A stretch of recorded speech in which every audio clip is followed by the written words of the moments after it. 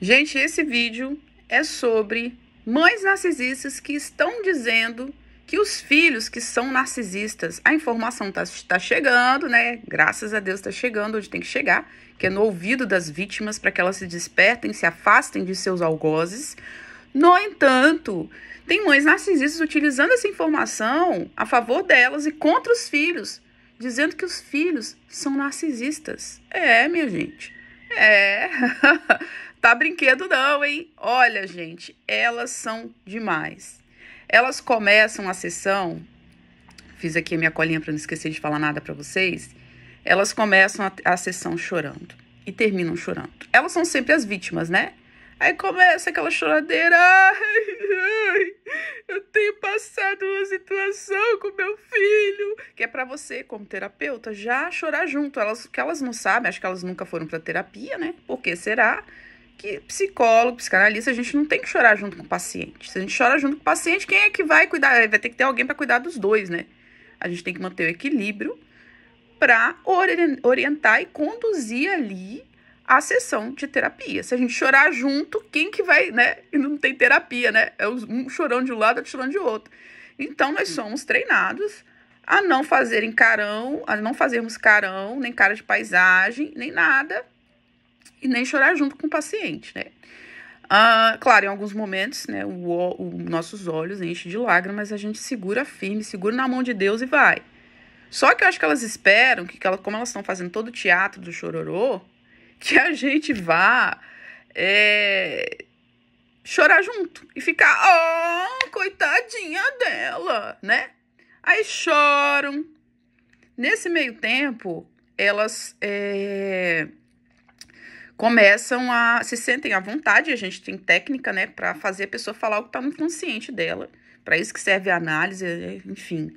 Elas se sentem tão confortáveis que elas começam a botar para fora o que elas pensam que é a realidade, porque elas distorcem a realidade. Eu vou contar um caos aqui para vocês de distorção de realidade.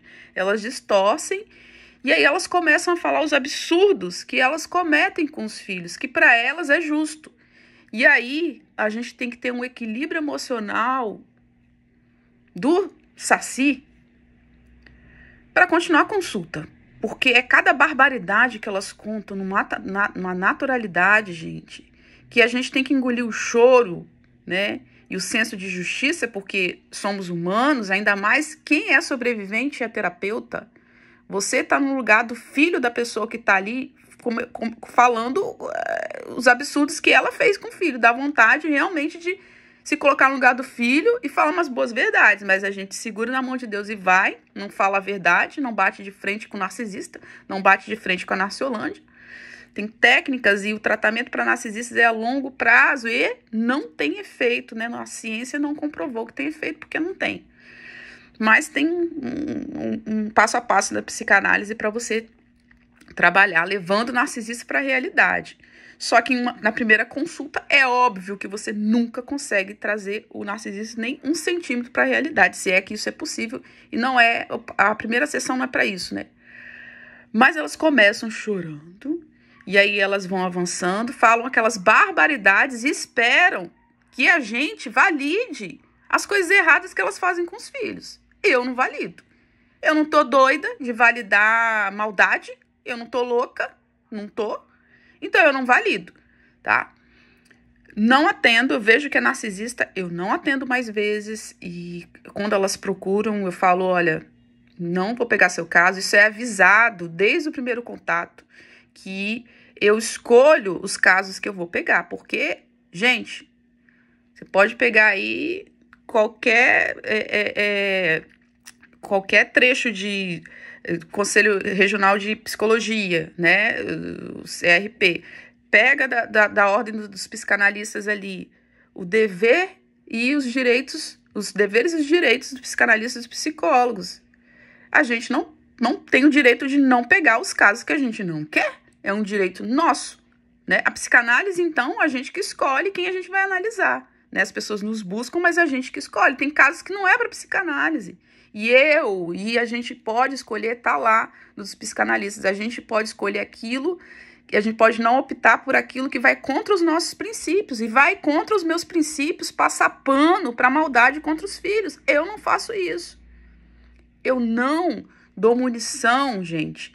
E eu não dou combustível para Narciolândia. Comigo não. Procura outra, que eu sei que tem psicoterapeuta por aí que é narcisista também, não é pouca coisa não, que elas, uma fica alimentando a outra, uma narcisista alimentando a outra. Procure esses, comigo não, eu não alimento Narciolândia, e não pego. E aí quando eu falo, gente, que eu não vou pegar o caso, elas viram no girar, elas não aceitam, né, um gatilho para elas de controle, um gatilho de você tem que me engolir, um gatilho de rejeição. Aí elas falam, você tá fazendo igual a minha mãe narcisista me rejeitando.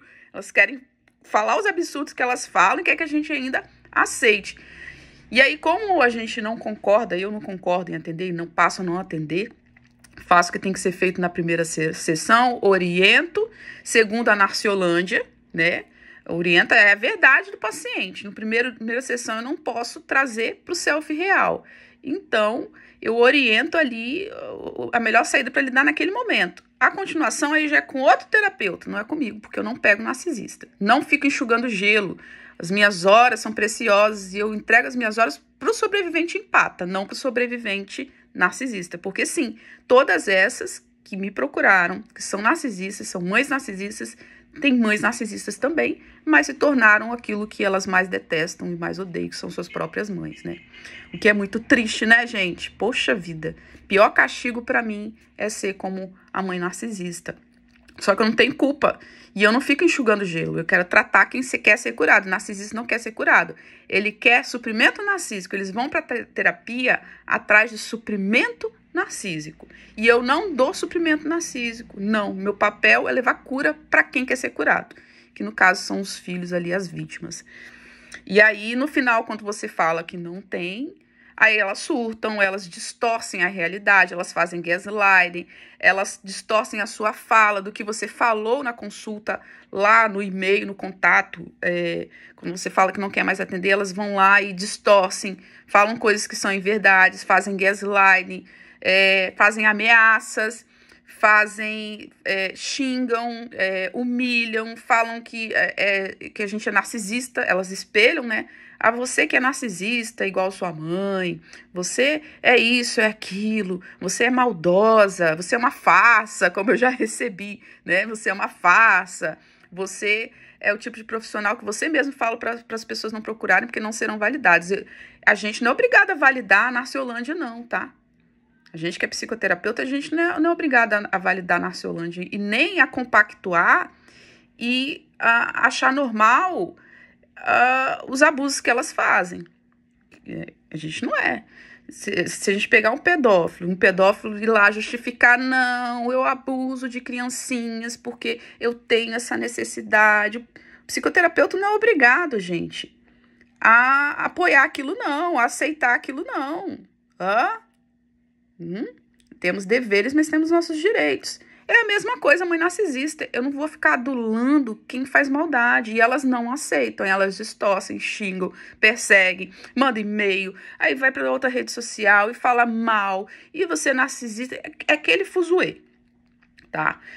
Então, isso tem acontecido mesmo. Não é de hoje que elas aparecem. Eu não sei. Essas, eu acho que elas não sabem que são narcisistas mesmo. Porque se soubesse, não ia aparecer para marcar consulta comigo. Ou acham que só eu tenho essa carinha de anjinha, que eu sou muito bobinha e que não ia perceber quem elas são. Eu acho que elas têm um senso de grandiosidade tão grande que elas acham que conseguem chorar para manipular e que eu vou cair. Pela minha empatia que eu tenho pelos sobreviventes, né? Então elas acham que são sobreviventes, que são empatas e que eu vou validar e quebram a cara, porque eu não valido maldade. Algumas coisas que eu já ouvi, né, delas, alguns exemplos aqui, e eu tenho um sobrevivente que foi expulso de casa, gente, que eu vou apelidar de Flávio, que é um paciente também, aluno. Ele foi expulso de casa aos 21 anos porque ele quebrou um vaso decorativo em casa. Ele foi expulso de casa. E ele, gente, com 21 anos, ele não tinha emprego fixo, que ele trabalhava com a mãe. Então, ele perdeu o emprego que tinha com a mãe e ajudava a mãe, na verdade, né? E foi pra rua, né? Conseguiu um trabalho, alugou uma casa, mas ou ele pagava o aluguel ou ele comia. Sabe como ele comia, gente? Na praça de alimentação do shopping. Os restos que ficavam nas mesas. Era o que ele comia, porque ele não dava. Tem vários relatos assim de gente que não tinha que comer, como eu também, quando saí do cativeiro, fiquei sem comer, passei fome. Tem uma outra paciente minha que comia só quando ia para o trabalho. No trabalho tinha ali o PF, que a empresa dava, era o que ela comia. E à noite ela não jantava. Porque eu pagava aluguel, eu pagava comida. Então, quem acha que é fácil sair do cativeiro, não é. Mas não é impossível também. Então, isso que o Flávio passou é o que eu ouço. É o que eu ouço, gente, delas. E elas contam normalmente. Ah, expulsei mesmo meu filho de casa porque ele não ia nem comprar um pão. Não fazia nada. Atendi uma mãe narcisista que expulsou o filho com 16 anos de casa, falando isso. Que ele era um vagabundo, porque não podia, nem comprava o pão. Aí um dia ela se aborreceu porque ele não comprou o pão, tocou ele para fora de casa. Aonde ele foi morar? Com a avó narcisista. E aí ficava, ai, eu não sei o que eu faço. Minha mãe ele tá morando com a minha mãe. Como ele pode morar com a minha mãe sabendo tudo que a minha mãe fez de mal pra mim? Elas só olham pra elas. E o que ela fez com o filho? Elas não enxergam, porque pra ela tá no direito de expulsar o filho porque não comprava pão. Como se filhos fossem empregados. Ah, a Virgínia tem que contribuir, tem que ajudar. Claro, mas se não há um senso de comunidade, de respeito, essa criança, esse adolescente não vai respeitar. Filhos são reflexo dos pais. Se esse filho não é respeitado, se esse filho não é amado, ele não vai aprender a respeitar, ele não vai ter senso de comunidade, de um ajuda o outro, se ele sempre foi tratado como objeto. Ele não vai aprender. É colher o que se planta. Só que elas não entendem dessa forma. Elas são vítimas, elas querem fazer pose de que são vítimas da mãe e do filho também, dos filhos também. Ah, eu sou vítima duplamente da minha mãe e da minha filha e do meu filho. Ó, vida, ó, azar. É isso que elas fazem. Na Narciolândia delas, tá? Então tem expulsa de casa porque não compra pão, porque quebra vaso de planta, de não sei o quê. Outra que eu atendi expulsou os 3 filhos de casa porque nenhum deles ajudava ela a fazer compra de supermercado e nem ajudava a carregar sacola. Aí um dia ela se aborreceu e expulsou os 3. Tudo na casa dos 20 anos. 21, 22, 20 e poucos anos. Foi todo mundo pra rua. E ela acha que tá no direito dela. Aí não entende por que os filhos não querem contato com ela. Por que será? Não é mesmo? Por que será? Né? E aí, exemplificando a Narciolândia, como que vai ser muito interessante vocês saberem como que elas distorcem as informações na mente delas e executam as ações baseadas nas distorções que elas mesmas fazem no cérebro delas. Por isso não adianta desenhar para narcisista. Narcisista é contato zero, é afastamento. Essa mãe narcisista, ela, ou com traços narcisistas, né? Fortes traços narcisistas, indícios. Ela falou que o filho dela tentou internar ela numa clínica psiquiátrica. E eu pensei, bom, quero saber, né? Quero entender. Aí, quando você pede para explicar, elas começam a ficar igual umas baratas tontas. Ah, mas como foi? Sabe aquela história que fica meio estranha? Sem meio, sem enredo, sabe? Elas se perdem, começa a salada de palavras, que eu tenho vídeo aqui no canal, começa a salada de palavras, elas começam a se confundirem, por fim elas terminam a história. Fica meio sem pé, sem cabeça, você começa a puxar, aí você entende que é Narciolândia.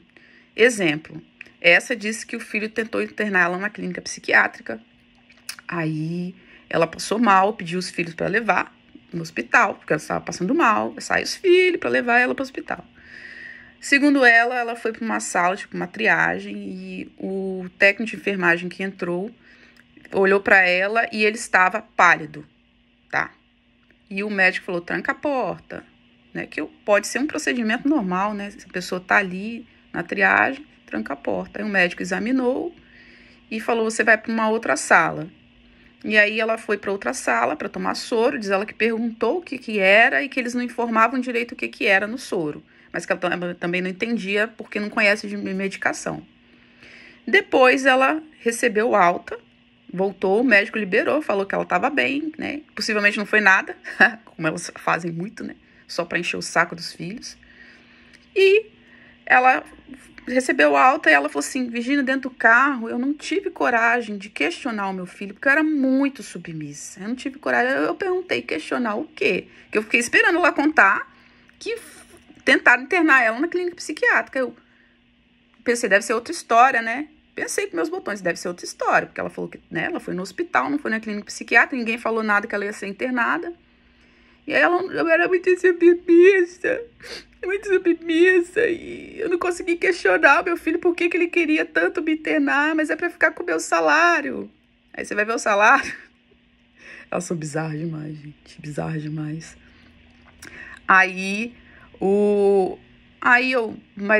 Qual é a parte da clínica psiquiátrica? Ela, ora, Virgínia, como assim? O técnico de enfermagem me olhou pálido, ou seja, ele estava com medo de mim. E o médico trancou a porta porque talvez estava com medo também, né? Isso era o quê? Eles iam me levar daquela ala direto para uma clínica psiquiátrica. Eu falei, mas eles verbalizaram isso? Alguém disse isso? Ela falou, não, mas por que que o técnico de enfermagem estava pálido? Só podia ser isso, porque antes ele já tentou me internar. Eu é mesmo? Como? Ela não soube explicar. Gente, assim funciona a Narciolândia, para quem não sabe.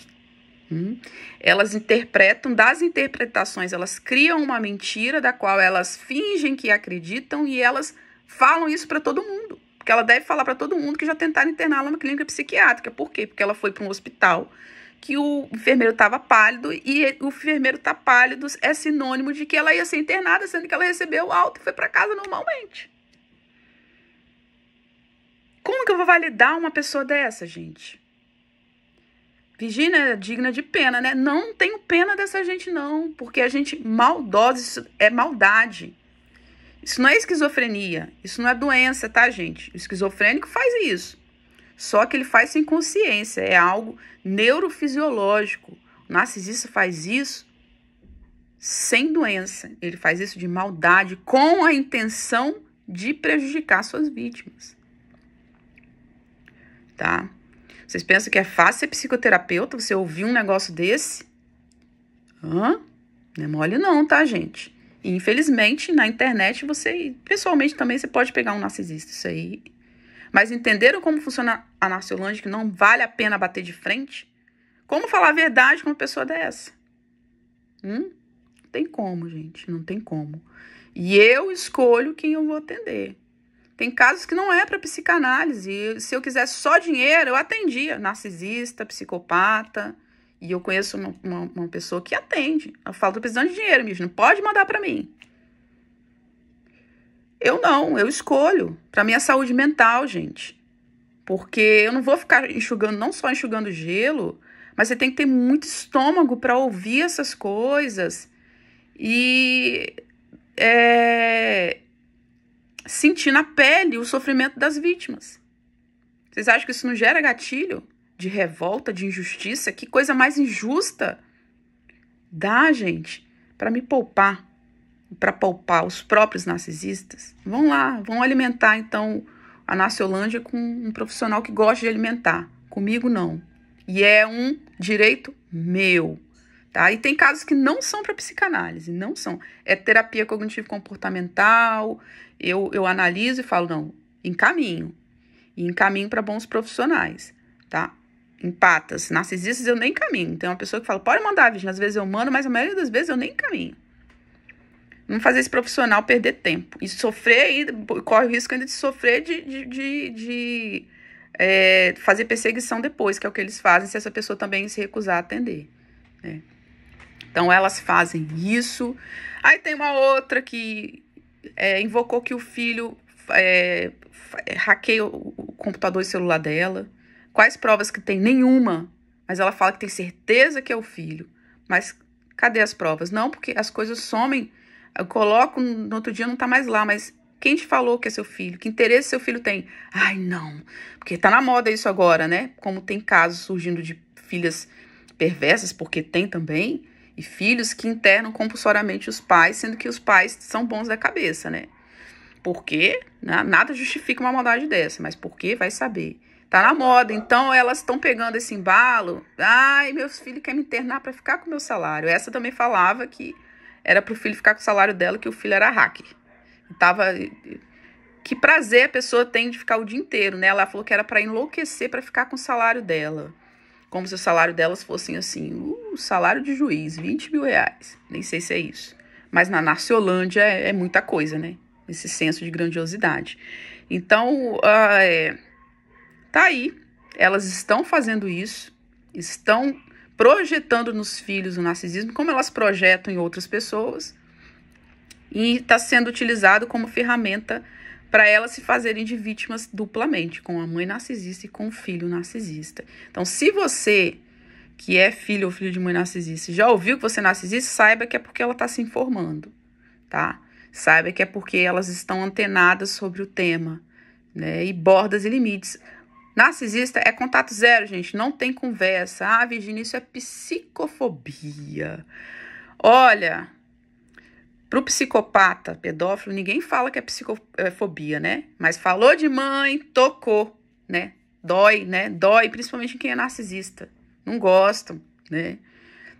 Psicofobia, para mim, é não validar as vítimas, é não acolher as vítimas, é mandar as vítimas continuarem falando com suas mães para que elas continuem sendo abusadas e estupradas mentalmente. Isso, para mim, é psicofobia, né? Não é falar termo mãe narcisista, não é divulgar. Se fosse assim, divulgar sobre pedofilia seria psicofobia também. Divulgar sobre serial killer seria psicofobia também. Divulgar o transtorno de personalidade narcisista em mulheres, mães, apelidado narcisismo materno, não é psicofobia. É informar a sociedade que nem toda mãe é boa. E isso não é psicofobia. É isso, queridos e queridas. Se você gostou desse vídeo, compartilhe. Se inscreva no curso Como Superar Mães Narcisistas. Vou deixar o link fixado aqui no primeiro comentário. Aproveita o cupom de desconto, Automaternagem 10. Aprenda a se curar emocionalmente das sequelas causadas por mães narcisistas. Aprenda a se automaternar, a ser mãe de si mesmo, porque é isso que você merece. Um abraço para queridos manos e manas de alma, sobreviventes da guerra, do caos. Só quem sabe o inferno que é ter uma mãe narcisista é que sabe. A gente tem sequelas no cérebro como de uma guerra. A ciência que fala isso. É como se você tivesse passado a sua vida inteira na guerra. Os traumas, as sequelas ficam, mas para tudo isso tem tratamento, né? O pior já foi, né? E o pior disso tudo é que nós, empatas, nós não nos transformamos no monstro que elas são. Monstro não, porque monstro é fictício, elas são reais. Nós não nos transformamos nos nossos algozes. E é isso que elas têm raiva, é isso que elas odeiam, porque elas tentaram de tudo fazer com que a gente fosse como elas. E a gente não é, a gente tem empatia, a gente tem amor. Só que a gente também pode escolher para quem a gente direciona o nosso amor. Eu não direciono a minha empatia, a minha atenção para gente perversa, não. A minha atenção, o meu amor é para você sobrevivente empata, tá bom? Então, meu abraço carinhoso para vocês e bordas e limites para narcisistas. Até o próximo vídeo. Tchau, tchau.